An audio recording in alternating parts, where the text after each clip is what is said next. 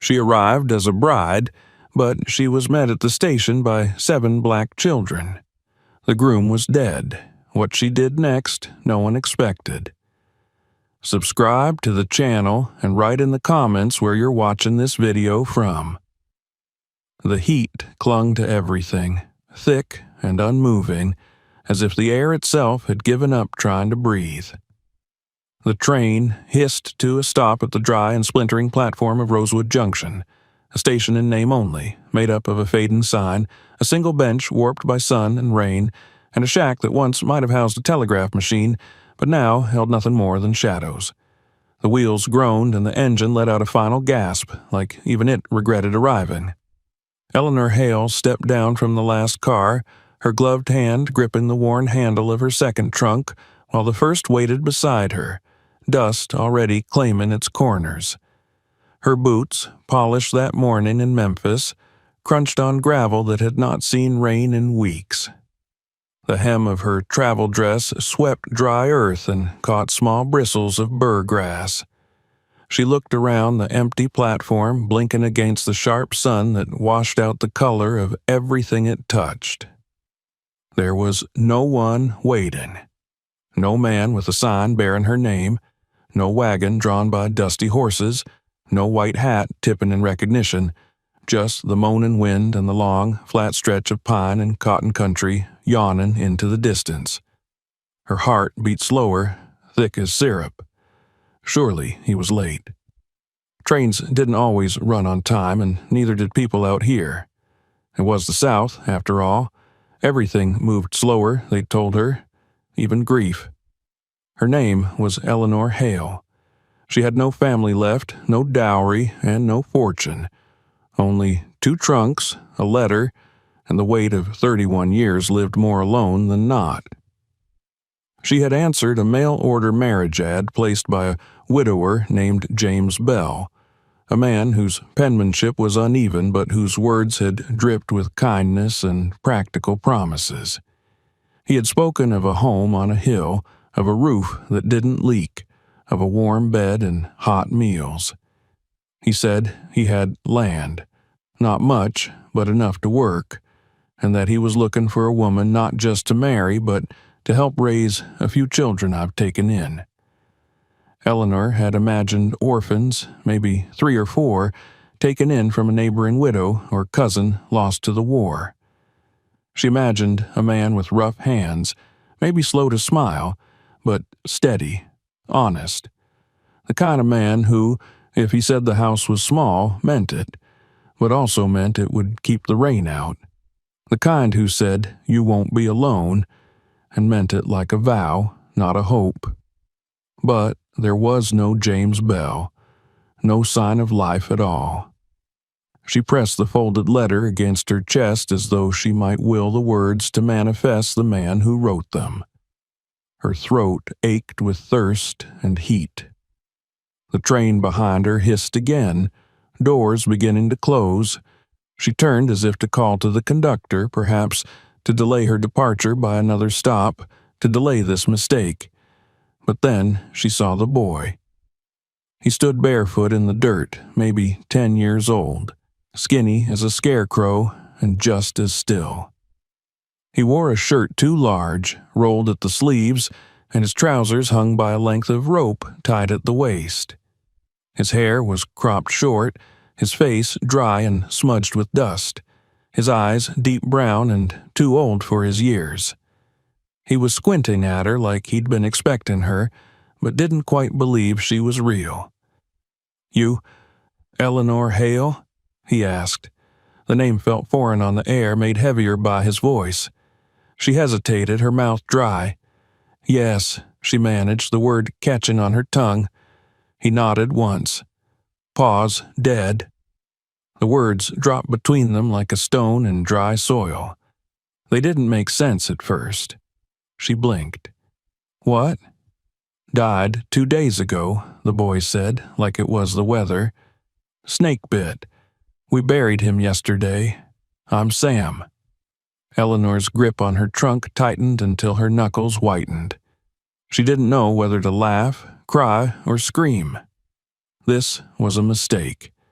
There had to be another James Bell somewhere nearby, another station, another day, but no, the boy pointed at her letter like he'd seen it before. "He said you were coming," Sam continued. "Wrote that letter after he got bit. Said maybe you'd still come anyway. Said if anyone could handle it, it'd be you." Her vision stung, from the sun or the sudden twist in her chest. She couldn't tell which. How many of you are there?" "7, Sam said. "I'm the oldest." "7 children?" Her voice cracked. "Well, 6 now that Jenny's gone," he said plainly. "She died last winter, but the rest of us are still here." His eyes flicked to the departing train behind her, then back to her. "We don't got anyone else. The baby's still nursing." The train let out a final moan and lurched forward. Eleanor turned her head just enough to watch it disappear down the tracks, trailing smoke like a sigh. She looked at her trunks, heavy, awkward, full of her past, and then at Sam, barefoot and waiting. The air around her vibrated with silence. The world was still. "Where's the house?" she asked. Sam lifted one skinny arm and pointed past the trees beyond a low ridge. "It's small," he said. "So am I." He didn't smile, just walked to one trunk, heaved it up with a practiced effort, and started down the path. Eleanor followed, each step unsure, the dust clinging to her hem and the heat pressing on her like the weight of 1,000 unsaid questions. She had come to marry a man. She had arrived to meet a ghost and 7 children who now looked at her like the last fence post before the wind scattered them. The house wasn't much to look at. 1 room wide, leaning slightly to one side, with a slanted porch and a door that didn't sit straight on its hinges. The chimney looked like it had been built by a prayer, bricks crumbling and patched with mud. Chickens wandered aimlessly in the yard, 3, maybe 4, skinny, missing feathers. There were no flowers, no garden, only a shallow well and a few stumps that might have once been chairs. Inside, the air smelled of old ash, boiled beans, and cloth that hadn't seen water in weeks. Eleanor stepped inside and paused. 6 pairs of eyes stared back at her from a wooden table, each child more hollow than the next. A 7th was asleep in a wooden crate by the fire, bundled in a patchwork quilt. The rest were silent, bowls in front of them as if supper was a ghost they had learned to wait for. Sam dropped her trunk beside the hearth with a thud, then pointed to the head of the table. That was Pa's chair. Eleanor didn't move. "Then it stays empty." Sam nodded. She set her satchel down gently and stepped forward. A girl with braids and dirt-smudged cheeks rose slowly, holding a spoon like a weapon. "I'm Ruth," she said. "I stir things. Mama used to, before she bled out after Jonah."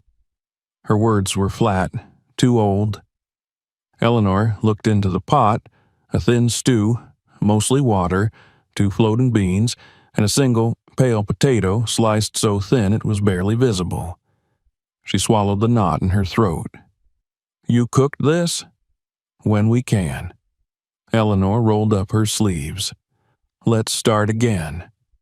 She added water from her canteen, crushed dry herbs from her bag, and slipped in the piece of salted pork she'd hidden from the conductor. The smell began to change. The silence shifted. Even the baby stirred. She ladled into mismatched bowls and handed them out one by one. "Eat slow," she said. "Let your stomach remember it." The children obeyed without a word. Ruth blinked fast like she didn't know if crying was allowed. Eleanor didn't sit. She leaned against the doorframe and watched them eat, letting her own hunger knot inside her. This meal wasn't for her. It was a line drawn in the dust, a promise unspoken.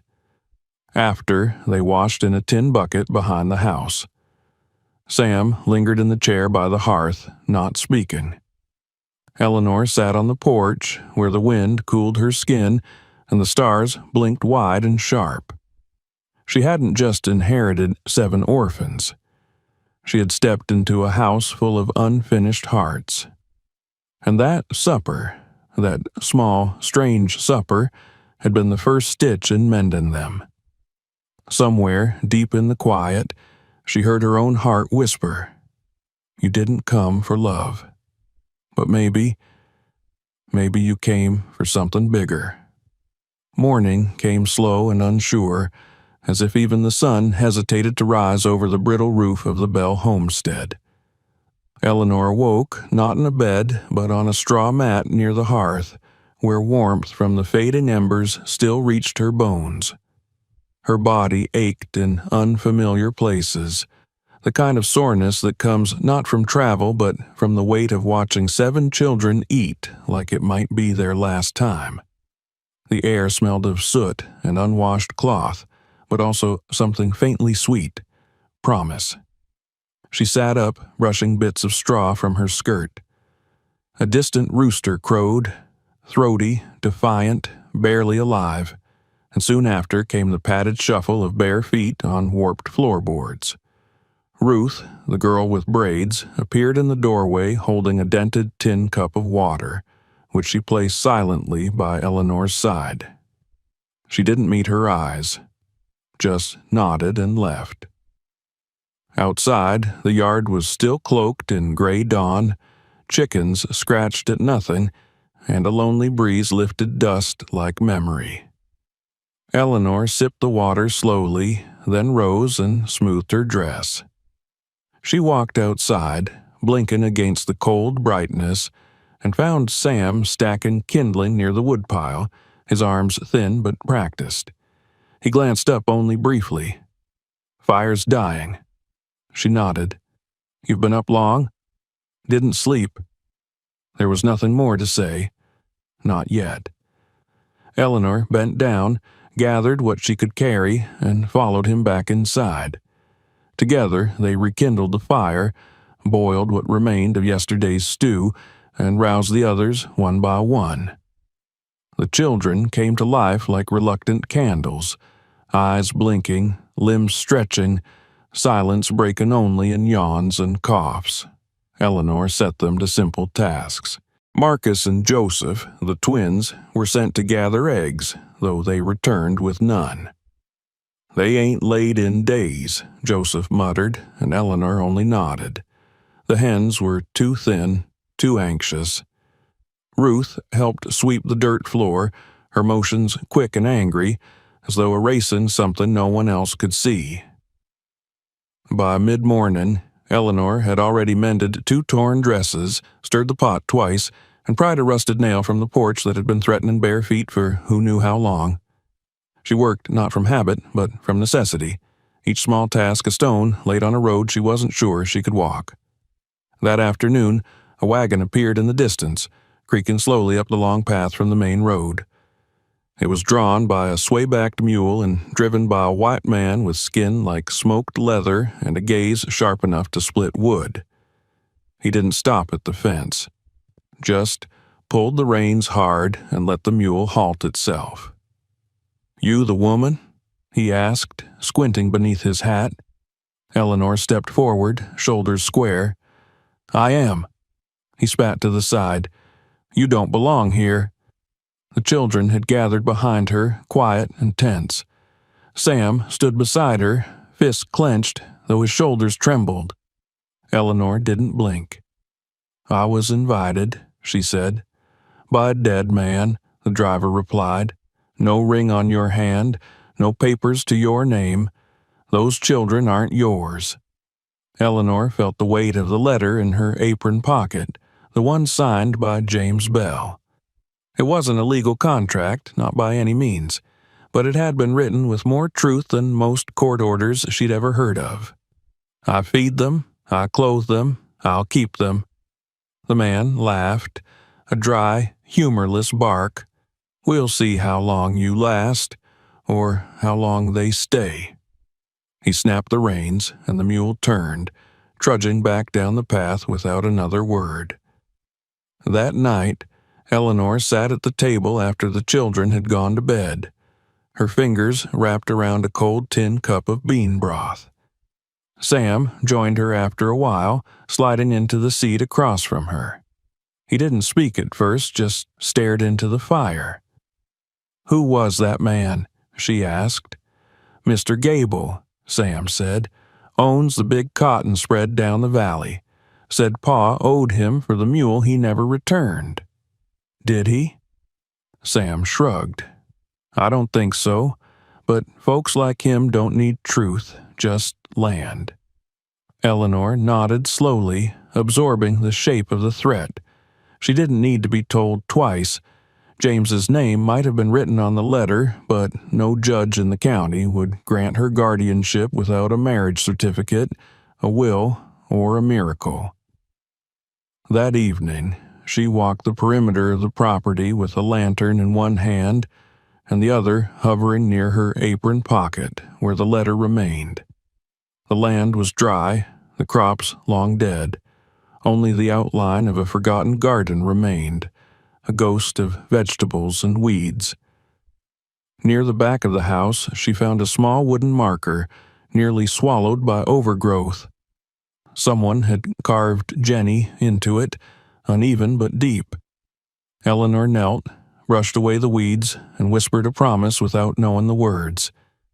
The soil was too hard for tears. The days that followed settled into a rhythm both bone-tired and oddly holy. Each morning, she rose before the sun, warmed water for washing, and taught the children to recite letters. In the afternoon, they weeded the yard, repaired a leaning fence, boiled soup with whatever scraps could be coaxed from the land. At night, she read from the single book James had left on the mantel, a leather-bound Bible, its pages marked by soot and oil. Slowly, the children began to unbend. The twins giggled again. Ruth started humming when she stirred the pot. Sam offered to chop wood without being asked. Even the baby, still unnamed, laughed one morning when Eleanor tickled his feet during a diaper change. But there was always the edge, the weight of something unsaid. Eleanor found it one evening in the chest beneath the bed. A journal. James Bell's handwriting, familiar now, filled half the pages. He had written about each child, their fears, their first steps, the way Ruth used to sing to Jenny before bed. And in one entry, dated 3 days before his death, he had written, "If Eleanor comes, I want her to know. This house needs her more than I ever did." She closed the book gently, hands trembling. It wasn't a legal document, but it was a testament. When she returned to the main room, the children were gathered around the table, waiting for supper. The pot boiled slowly, and the air smelled of onion and herbs. She looked around the room. The mismatched chairs, the cracks in the floorboards, the broken window patched with cloth, and something in her shifted. This wasn't a temporary stop. This was the edge of something real. Ruth looked up from the bowl she was stirring. "Will you leave?" she asked, so softly it was almost swallowed by steam. Eleanor knelt beside her. "No," she said, "not unless they carry me." That night she wrote a letter by candlelight. Not to her kin, she had none. Not to the law, they would not listen. It was to herself, to the fire, to the broken earth. "I am not their mother," she wrote, "but I will be their home." And for the first time in years, Eleanor slept in a bed. Not because it was hers, but because it was earned. By the time the frost began to retreat from the early morning fields and the sun lifted itself cautiously over the tree line, Eleanor had begun to know them, each of the children, not just as names or mouths to feed, but as small, living stories with invisible bruises and trembling roots. There was more than hunger in their eyes. There was memory. There was mourning. But now, 3 weeks since her arrival, there was also something else. a flicker of trust as fragile as it was undeserved. It started with small things. Ruth began humming again, quietly, when she stirred the stew, her voice just barely louder than the bubbling pot. Joseph and Marcus, the twins, began competing over who could sweep the porch better or carry more firewood without dropping it. Even Sam, guarded and bone-tired, had begun to speak without being asked. The baby, still unnamed but affectionately called Boo by the others, reached for Eleanor when he cried. She took him without hesitation each time, but with familiarity came the uncovering of wounds. Some were obvious, like the scar on Marcus's shoulder, which he never explained. Others were subtle. Ruth flinching when a voice rose too quickly, or Joseph hiding bread crusts in his pillowcase as if food might vanish in the night. These weren't just orphans. They were survivors, each carrying the silence of someone they had already lost. Eleanor devoted herself to the rhythm of their days. In the mornings, she taught them to read from an old primer she found buried beneath a pile of quilts.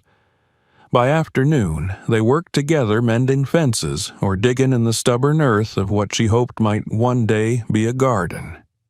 At dusk, she told stories. Not fairy tales, but true ones, of places she had never seen, cities she would never visit. The children listened with wide eyes and open mouths, as if her words could stretch the walls of their little world. The first real laughter came on a Thursday when Joseph, trying to impress Eleanor by catching a chicken bare-handed, tripped and rolled headfirst into the coop. He emerged with a mouthful of feathers and indignation, while Marcus nearly fell over laughing. Even Sam allowed himself a crooked smile, though he quickly turned away. Ruth looked to Eleanor to see if it was permitted to laugh like that, and when Eleanor nodded, she joined in, a sound rusty and beautiful. One evening, while folding blankets near the hearth, Eleanor found a faded ribbon tucked inside one of the quilts. It was yellowed with age but clean, embroidered with the name Jenny in uneven red thread. Ruth saw it in her hands and froze, her expression tight. "She slept with that," Ruth said, her voice flat. "Wouldn't sleep without it." Eleanor didn't ask questions. She folded the ribbon gently, kissed it, and placed it on the mantel beside the old Bible. That night, Ruth came to her and sat at the foot of her bed. "Jenny was my sister," she said. "She was 6. Got a cough one night. Just wouldn't stop. We had no medicine. Pa tried, but—" She didn't finish. Eleanor reached out and took the girl's hand. It was cold and stiff, like she was afraid to feel anything too long. "We buried her behind the coop," Ruth added. "Me and Sam, no preacher, just us." Eleanor nodded. "You did right by her." Ruth's chin trembled, and for the first time since Eleanor had arrived, the girl let herself cry.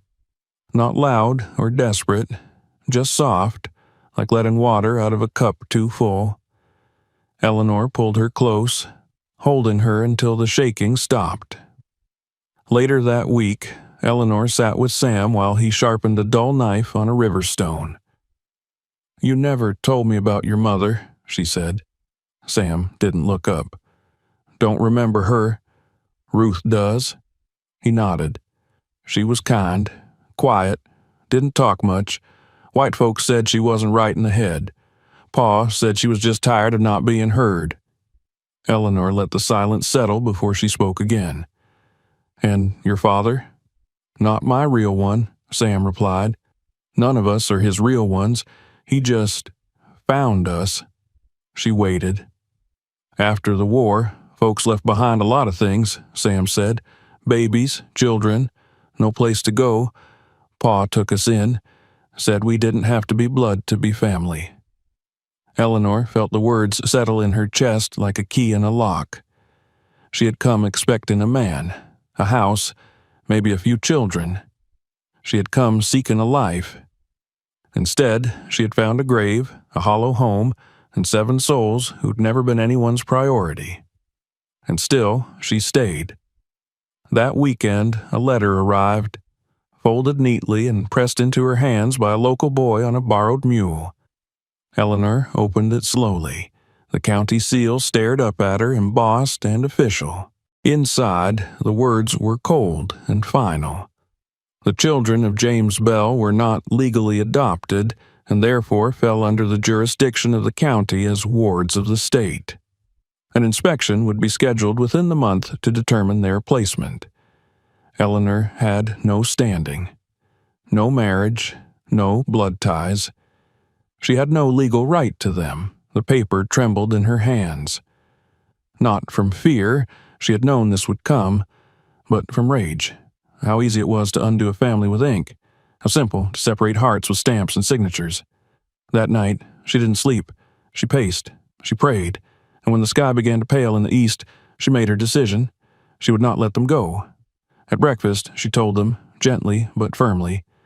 "There will be men coming," she said. "They will ask questions. They will try to decide where you belong." Ruth's spoon clattered to the table. Joseph stared down at his plate. Even the baby seemed to sense the shift in air. "We belong here," Sam said quietly. Eleanor looked him in the eye. "Yes, but we have to make them believe it." They spent the next days preparing, cleaning, repairing. Eleanor ironed the children's best clothes, though none of them fit properly. She taught them to answer questions clearly. She practiced with them, as if preparing for a test that measured not knowledge, but love. One evening, as she tucked Boo into the cradle, Sam came to her with something wrapped in cloth. He held it out with both hands. "Pa's ring," he said. Eleanor unfolded the cloth. Inside was a simple band of silver, dull with age. "He was going to give it to you. Said you might not want it, but you'd deserve it." She stared at the ring, her throat tightening. "I ain't saying you gotta pretend," Sam added. "Just, maybe it helps." Eleanor slipped the ring onto her finger. It fit too well. That night, Ruth came into her room, holding the yellow ribbon. "We want you to keep it," she said. "Jenny would have liked you." Eleanor took it, unable to speak. She tied it around her wrist and didn't take it off. Days passed, then a week, then 2. The letter sat folded on the mantel, a quiet threat. The inspection date had not yet been set, but the shadow of it loomed over every meal, every bedtime story, every laugh that sounded too loud. Still, they lived. They grew. Eleanor planted herbs by the window. Joseph learned to read. Marcus stopped hiding food. Ruth laughed freely now, sometimes even teasing Sam. Boo began babbling nonsense and clinging to her skirts. The house, once hollow, now breathed. One night, Eleanor found herself writing again. Not to anyone, just words on paper. "I have no title, no right, but I have them, and they have me." She folded the paper and tucked it under the Bible. Then she went to bed, holding Boo close, the ribbon still tied at her wrist and the ring warm on her finger. Outside, the wind stirred the fields, and the stars blinked like old friends.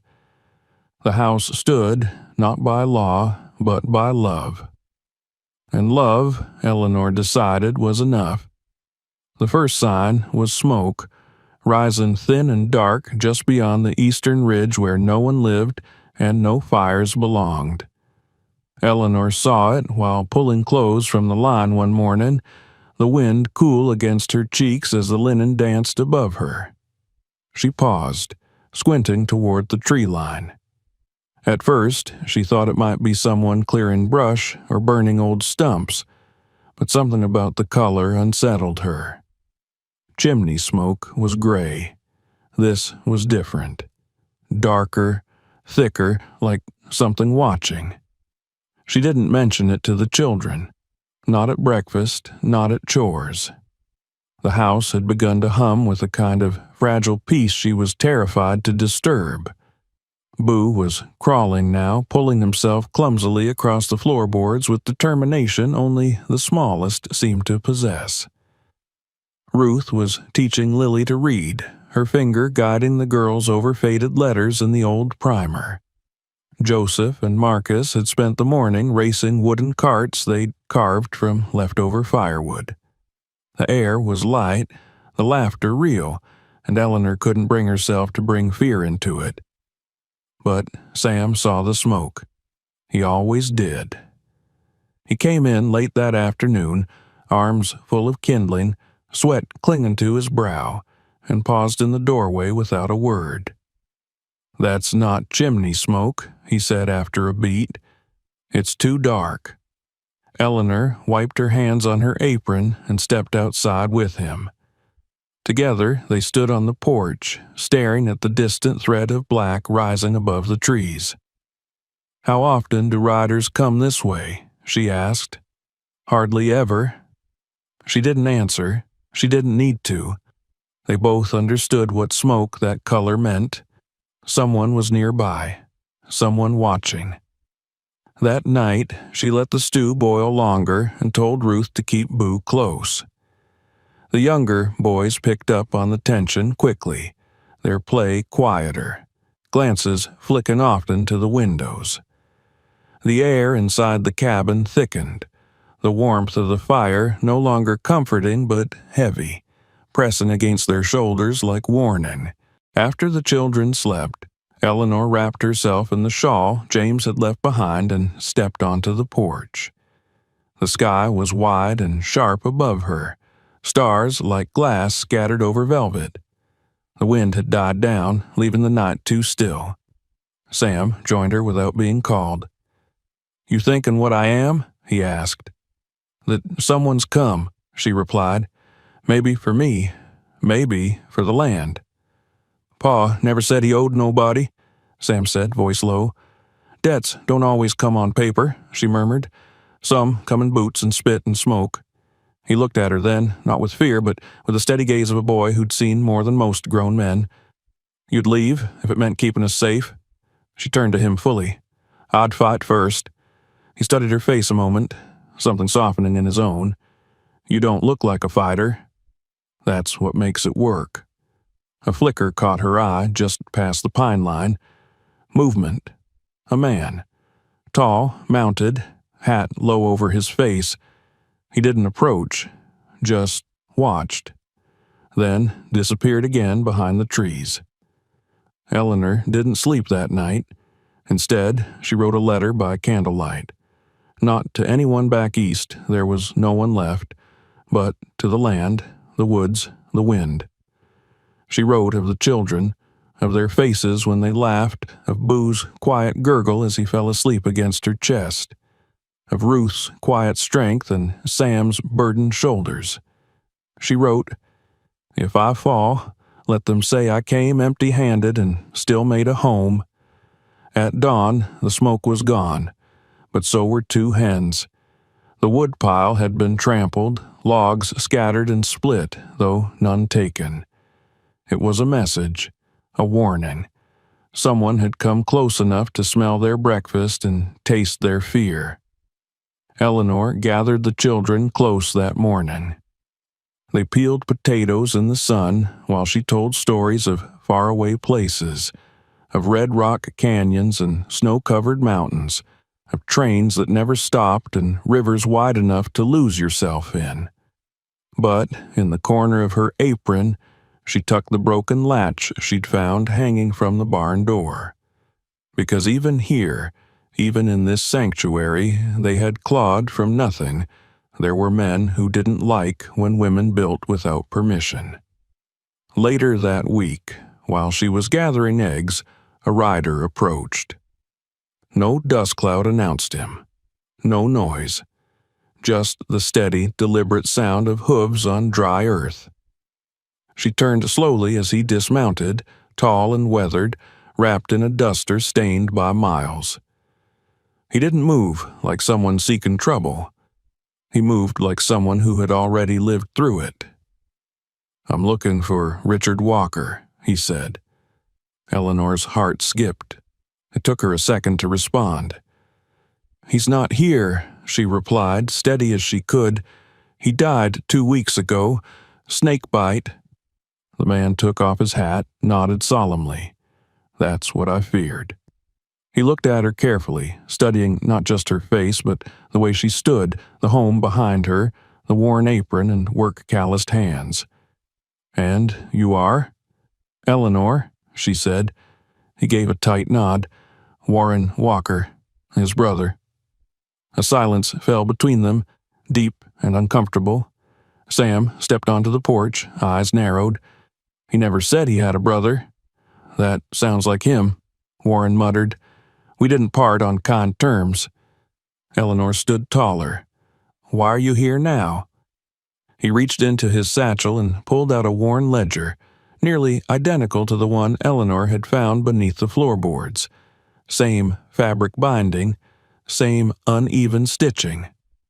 "He wrote me letters," Warren said, "every month for near 2 years. I never answered, not until the last one came. That one had your name in it." Eleanor felt the earth shift beneath her. "He told you about me?" "Told me he was sending for a woman. Said it wasn't for himself. Said he was dying. Said he wanted the children to have a heart in the house, not just a roof." He looked around again. "Seems you got the heart part covered." Sam stepped forward. "You here to take the land?" "No," Warren said. "I'm here to make sure the promise he wrote down gets kept." He pulled a folded page from the back of the ledger. The handwriting was unmistakably James's. "If I die before she arrives, let her keep the house. Let her raise them if she chooses. And if she doesn't, bury this letter with me and forgive me for hoping." Eleanor stared at the page. Her hands didn't tremble. Her voice didn't falter. "I'm staying." Warren nodded slowly. "Then I'll leave you one thing." From his satchel, he pulled a small iron key and placed it in her hand. "To the safe under the floorboards. It's not much, just the last eggs he ever saved." She didn't ask what he meant. She didn't need to. She felt the weight of it in her palm, and it felt like more than metal. It felt like belief. He left before supper without asking for water or bread, without demanding anything. Sam watched him ride off down the path until he disappeared behind the hill. Then he turned to Eleanor. "He knew he was going," Sam said. "Told me to dig the grave deep and wait by the station, just in case you came. Why didn't you tell me?" "Didn't want to scare you off," he said. "Didn't want to trap you either." Eleanor touched the key in her apron pocket. "I'm not scared," she said quietly, "and I'm not trapped, but I do want to know something." "What?" "What happened to your ma?" Sam sighed long and low. "She bled out after Jonah," he said. "Like Ruth told you, no doctor, just dust and prayers. Preacher said it was God's will. I think it was being forgotten." Eleanor nodded slowly. "I'm not your mother," she said, "but I'm not leaving." Sam turned his face, eyes glassy and rimmed with rawness. "Even if we don't behave?" "Especially then." The wind brushed past them like the exhale of someone long gone, and in that quiet, under a sky too wide to measure, a boy who had buried more than any child should leaned against a woman he'd only just begun to trust. She didn't move. She didn't speak. She just let him lean. The key was smaller than she expected. Rust kissed its teeth, and the iron felt colder than it should have for something that had been cradled by a warm palm. That evening, after the children were asleep, and Sam had returned to his post on the porch with Ruth curled beside him like a coiled cat, Eleanor knelt by the hearth in the hush of a house still standing on breath and prayer. The room, dimly lit by a single oil lamp, felt tighter than usual, as if it too were holding its breath. She slid aside the same loose board where she'd first discovered James's ledger, her fingers brushing the familiar grain of wood now softened by months of wear. But this time, she reached deeper, feeling for the unevenness beneath. Her fingertips struck iron, and her heart thudded in response. The lock clicked open with a sound so soft it might have been mistaken for sighing. The safe's lid creaked as it lifted, revealing not gold or weapons, not food or land deeds, just a stack of carefully folded papers bound together with twine and reverence. Atop them, a letter addressed in James's handwriting, to the woman who says yes, even after she knows. She hesitated, then opened it. If you're reading this, it means I'm gone. And you came anyway. You have more courage than I ever did. I didn't send for you out of loneliness. I sent for you because I knew I was leaving. And I didn't want them to forget what it meant to be held. If you turn around now, I won't blame you. But if you stay, then everything I have, however little, is yours. The land, the name, and if they let you, the children. Not because I chose you, but because I trusted you would choose them. Eleanor read it once, then again. Her hands shook, but not from fear, from something deeper. Recognition, perhaps. Relief. The strange comfort of being seen by someone she had never truly met. Beneath the letter was another bundle wrapped in soft cloth. She untied it and found a small pouch, delicate and lumpy. Inside were 7 buttons, each different, one carved from bone, one from wood, another brass, each worn smooth by time and use. A mother's collection, she realized, keepsakes from baby clothes, remnants of moments too small to remember, but too important to forget. She ran her fingers over them like beads, each one humming with memory.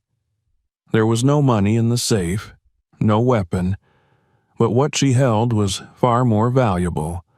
A man's final hope, a woman's confirmation, a family stitched together not by blood, but by the unbreakable thread of decision. When she stepped outside, night had crept across the yard. Warren was there, standing near the barn, his hat in his hand, as if he'd been waiting for something more than the sun to set. "You staying?" he asked softly. "Yes," she said, "and not because of a letter." He tilted his head. "Because of them?" She nodded. "Because of me." He looked down for a moment, jaw tight. "You were wrong, you know," she added. His eyes met hers. It wasn't just a roof Richard gave them. It was the first brick of a home. And now I'll build the rest. Warren didn't speak again. He just nodded and walked back into the dark, leaving the silence behind as a kind of benediction. The days that followed settled into a new rhythm. Eleanor began sorting through the house with a sharper eye, finding space where she once saw only clutter. She patched blankets, organized shelves, and cleared a section of yard for vegetables come spring. Ruth took over baking cornbread, Marcus mended a broken stool, and Joseph began collecting rocks to line a path to the well. Even Boo helped in his way, waddling behind Eleanor with a serious expression as he carried pieces of firewood too small to matter, but too large for his little hands. But it was Jonah who changed everything. It began with a cough, dry, sharp, too deep for a child so small. At first, she thought it might be the weather. Then came the fever. By morning, Jonah was clinging to her skirt with flushed cheeks, barely able to hold his spoon at breakfast. She bathed him gently, coaxed him to drink water, hummed songs she didn't know she remembered. But the fever burned hotter. By noon, Ruth had gone quiet, her face pale and drawn. Eleanor reached for her forehead and felt heat there, too. Then Marcus, then Boo. The sickness moved fast like a shadow skipping from rafter to rafter. By sundown, 4 of the children were sick, their small bodies trembling beneath quilts damp with sweat. Eleanor didn't sleep. Her hands blistered from stoking the fire, her voice cracked from whispering lullabies. She brewed bitter tea from pine needles, 4 spoonfuls of broth between the chapped lips, rotated cloths from foreheads to basins and back again. The worst moment came when Boo stopped crying. No whimper, no moan, just silence. Eleanor held him against her chest, rocking back and forth in the dim light of dawn, heart pounding in rhythm with each shallow breath from the child who had no memory of a mother's touch until she arrived. Warren returned that morning with a sack of potatoes and salted meat, expecting nothing more than a quick drop-off. But one look at the porch, quieter than it should be, boots unmoving by the door, and he dismounted without a word. "They're burning up," Eleanor said, voice hoarse. "I've done all I can. If the fever breaks wrong—" Warren didn't finish her sentence. He didn't offer comfort. He offered help. Together, they moved the children into the main room, built a steam tent with boiled water and wool blankets, and forced liquids past clamped jaws. Eleanor sang when her hands could no longer hold a cup. She kept them alive through sheer stubbornness, as though daring the sickness to defy her will. Sam, the last to fall ill, held on the longest, helping until he could no longer stand. When Ruth collapsed in the wash basin, her eyes rolling back, Sam looked at Eleanor with a face drained of all boyhood. "Is she gone?" he asked. "Not yet," Eleanor replied, pressing her forehead to Ruth's, "and not today." On the 4th night, Eleanor dropped to her knees beside the fire and prayed out loud to no one in particular. Her voice was ragged. "Don't take them. Take anything else, but not them." The fire, which had been struggling for hours, surged. That was a turning point. Ruth opened her eyes first, dazed but breathing. Jonah mumbled something about bread. Boo whimpered and reached for Eleanor's face. Sam, too weak to smile, whispered, "You stayed." "There was never a day I wouldn't," she answered, tears spilling without shame. That night, she didn't sleep in a chair or by the hearth. She lay down on the floor with the children in her arms, their breaths slow and steady, their dreams undisturbed. She was no longer a stranger. She was no longer just a name in a letter. She was mother, not by blood, but by fire, and by the long quiet after fever finally breaks. But news in Rosewood traveled like wind, and it carried with it both truth and trouble. By week's end, 2 riders arrived at the cabin unannounced. Eleanor saw them from the porch, neatly dressed, confident, and too clean for anyone local. One wore a sheriff's star. The other held a leather satchel. She didn't have to ask who they were. Sam stepped outside beside her, the rifle, unloaded but not irrelevant, slung over his shoulder. The taller man dismounted first. "We heard the bride showed up," he said, sneering at her, "but no wedding means no rights. These children, well, they're unclaimed. You've got no legal name here." Eleanor didn't flinch. "I have a letter, a ledger, witnesses." The shorter man grinned. "That might hold in town, but you're out here. This land was in debt. Your husband never paid it off. Now that he's gone, the children are wards of the county. We're here to escort them back, for proper placement." The door creaked open behind her. Sam stepped forward. Ruth followed, barefoot, arms crossed like iron across her chest. "We're not going anywhere," Sam said. "She's our family now." "That's not your decision, boy," the taller man snapped. "Then whose is it?" Ruth asked, eyes like steel. "Pa's dead, Ma's buried, and this woman stayed when she could have run. Eleanor placed a hand on each of their shoulders. "You'll do no taking today," she said. "This house may not have a title carved in stone, but it was built by hands that bled for it. And these children, they're not lost, they've been found, and they're not going with anyone but each other." The men stepped forward, but Warren appeared at the edge of the barn, shotgun resting casually across his arms. He didn't speak. He didn't need to. The silence behind him was enough. The men backed down. They spit dust and muttered about paperwork, sheriffs, and judges. But they left, because even cowards know when a house stands too firm to shake. Eleanor turned to Sam, who had not lowered the rifle. "You stood for me," she said. He nodded. "You stood for us first." And that was how the house stood, not with locks or land deeds, but with shoulders square and feet planted, not because a man chose a woman, but because a woman chose them all. The snow came early that year, curling over the hills like slow smoke, quiet and consuming. It came not in great storms, but in persistent silence, flakes layering on flakes, days folding into each other like pages left unread. By the time November yielded to December, the porch creaked beneath its weight, and the trees bent low with resignation. The wind carried no malice, only memory, and the cold had learned to whisper through the cracks of every wall. But inside the house, the fire never went out. After the confrontation with the county men, after the shotgun's quiet threat and the children's unwavering defense, something inside Eleanor shifted. Not like a revolution, but like a root finally finding water.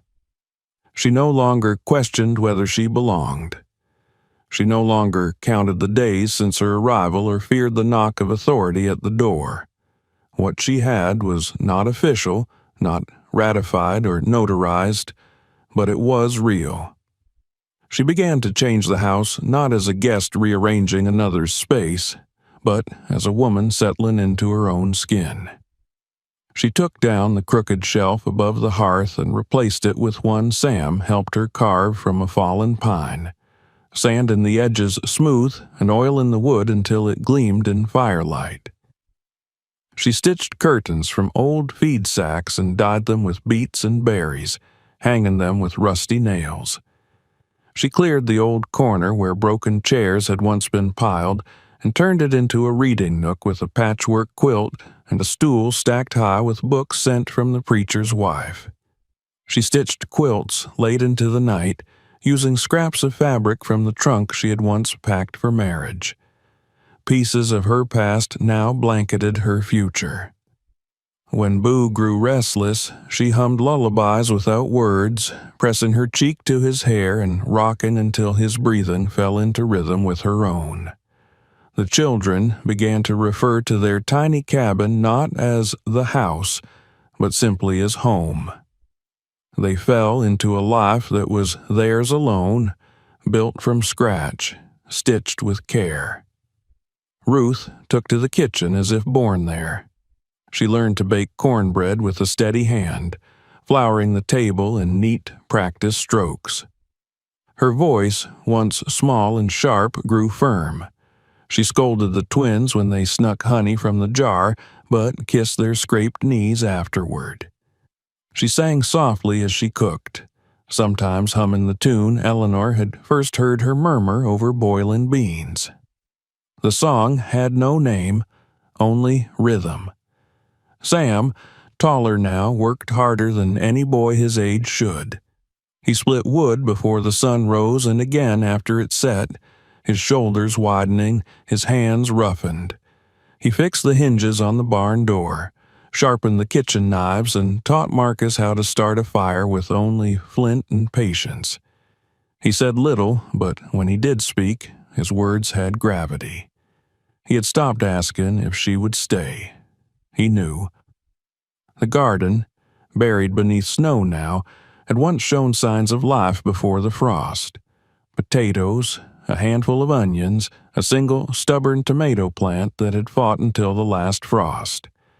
In the spring, she would expand it. She marked the space with rocks Joseph had collected, each one painted by the children with bright streaks of color that stood against the white as if daring the cold to forget them. But it was the arrival of Liza that reminded Eleanor how far they'd come. She appeared one evening near the end of December, barefoot and shivering at the edge of the gate. A girl no older than 16, her dress threadbare, hair matted, and arms wrapped tightly around a bundle of cloth that turned out to be a baby no more than a few months old. Her lips were cracked, her eyes hollow, and her steps hesitant, like someone who had knocked on too many doors and been turned away from all. Eleanor saw her first and stepped forward without hesitation. She didn't ask questions. She didn't demand explanation. She simply opened the door, pulled her inside, wrapped her in a quilt still warm from the fire, and whispered, "You're not late. You're right on time." The girl collapsed into her arms, sobbing without sound. Ruth took the baby gently, checked for fever, and began warming goat's milk over the stove. Sam stood nearby, arms crossed but eyes soft. Joseph fetched a bucket of water, and Marcus brought clean cloths. No one asked her name until she was ready to give it. Liza. That was all she said at first. Liza and her baby, whose name she hadn't yet chosen because she hadn't dared to hope he would live long enough to need one. She cried herself to sleep that night on a bed of folded blankets. When she awoke, Ruth had laid out bread and honey, and Eleanor sat beside her with a quiet smile. "You're not here to be saved," she told her. "You're here to remember what it feels like to matter." Liza stayed. She mended clothes with Ruth, helped Sam patch the barn roof, and learned to bake by watching. She didn't talk much, but when she did, the baby always stirred, as if his heart had memorized her voice before his ears had. They celebrated Christmas with hand-carved gifts and laughter. Joseph whittled a top for Boo. Ruth made a doll for Liza's baby out of corn husks. Eleanor received a necklace of buttons, 7 of them, just like the ones she kept hidden in the safe, strung on twine by Marcus with help from Ruth. Each button was different, mismatched, but together they formed a kind of order, a story, a family. Warren stopped by once more in late January, bringing a crate of apples and a note from the preacher, a donation of dried fruit and books tied with twine. He stayed the night this time, bunking in the barn despite the cold. The children gathered around him after supper, eager for stories of places beyond the ridge. After they'd gone to bed, Eleanor found him sitting by the fire, watching the flames with a quiet that no longer felt like burden. "She's doing well," he said, nodding toward the sleeping Liza. "You've built something here." "I didn't do it alone." "No," he agreed, "but they wouldn't have stood a chance without you." Eleanor didn't respond. She only looked around the room, the patched curtains, the pile of boots by the door, the firelight dancing across the smiling face of Ruth as she slept with her arm draped protectively over Liza's baby. "What do you call it?" Warren asked after a pause. "This?" she asked. "A home?" By February, the snow began to retreat in slow, dripping intervals. Icicles melted from the eaves. The creek at the edge of the property began to hum again. Sam planted tomato seeds in the soft corner of the yard where his father had once drawn plans for a chicken coop. Ruth taught Liza how to mend boots and hold a baby without fear. Joseph began carving a wooden sign to hang above the door. It read, "Bell House." Not for James. Not just, but for what he had started. For the root that had grown into tree and then into shelter. Eleanor never remarried. She never left the ridge. She kept the letter from James folded in her apron pocket and the 7 buttons in a jar by the window. She stitched new ones for Liza's baby and for the girl who came after her, a woman with haunted eyes and bruises under her sleeves who arrived in early spring and stayed because no one asked why she'd run. The neighbors stopped asking who the mother was. The preacher stopped mailing questions. He sent seeds instead.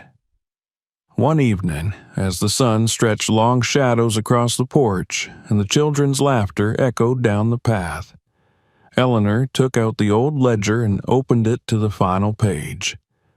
She dipped her pen and wrote slowly, carefully, with the grace of someone whose words no longer trembled. Eleanor Hale Bell, head of household, by heart if not by law. She folded the book and placed it back on the mantel. Then she stepped outside, where Ruth sat whittling, and Sam leaned against the porch rail with a smile that had finally learned how to stay. The wind had changed, warmer now, softer, like spring had taken one small step forward. Eleanor breathed it in and whispered to no one, "Let it come." The frost that had once blanketed the earth began to lose its grip, but winter lingered as if unwilling to surrender what it had claimed. Snowdrift still clung to the north side of the house, stubborn and quiet, while the south-facing fence posts emerged from the white like weary soldiers returning from a long campaign. Though the wind was no longer cruel, it remained sharp enough to remind them of what they had survived. Inside the house, life had not paused. If anything, it had rooted deeper. Each morning began with the scrape of chairs across the floor, with the baby's muffled giggles as Boo chased after the dog that Liza had brought home, a scruffy, one-eyed creature the children named Thimble. Sam rose before the sun most days, stacking firewood with a kind of quiet intensity that came not from duty, but from understanding. Ruth managed the kitchen now with practiced ease, commanding the space as if it had always been hers.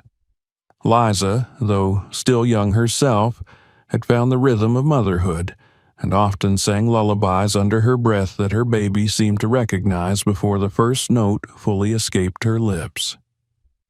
Eleanor moved among them like breath through the house. She mended hems, stirred pots, and settled arguments before they became fights.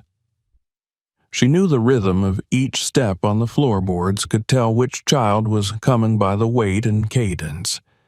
Her hands were rougher now, her shoulders stronger. There were more lines around her eyes, but they spoke of laughter more than worry. The neighbors, who once looked with suspicion, now stopped by to trade. One with a sack of cornmeal, another with a spool of thread. The preacher no longer sent only verses and cautions, but seeds and books and notes that simply read, "For your schoolroom."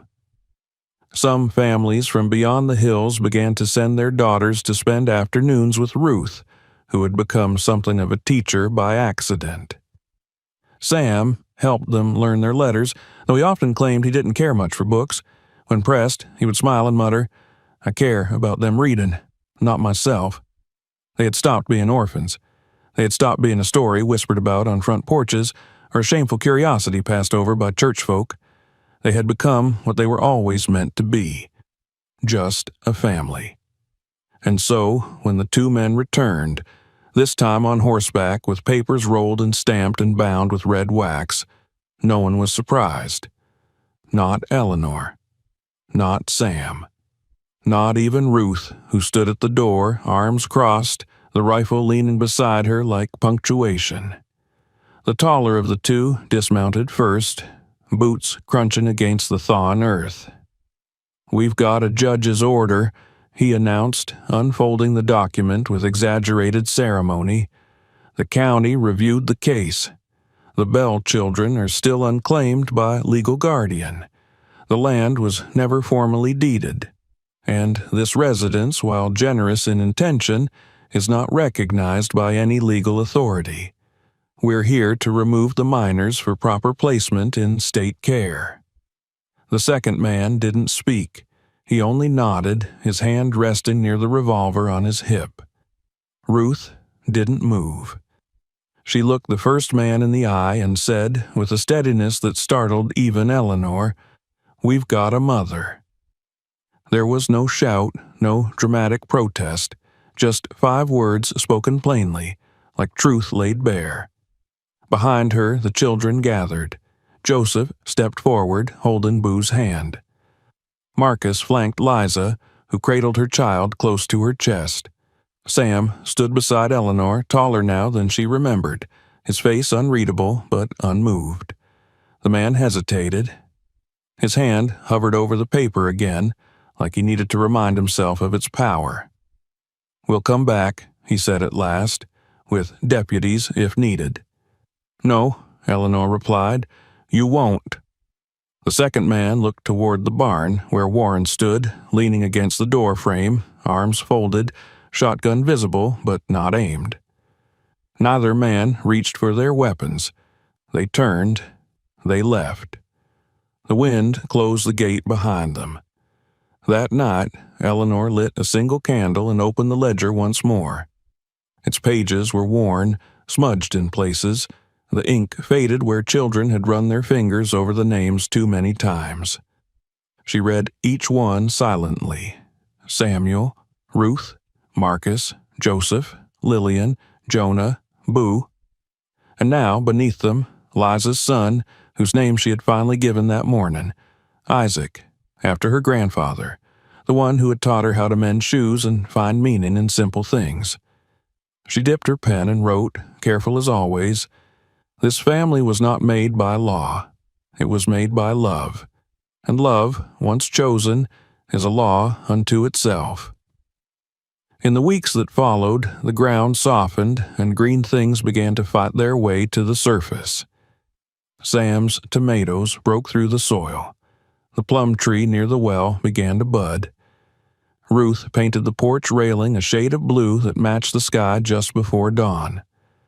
Liza laughed more freely now, her smile reaching her eyes. The house itself changed.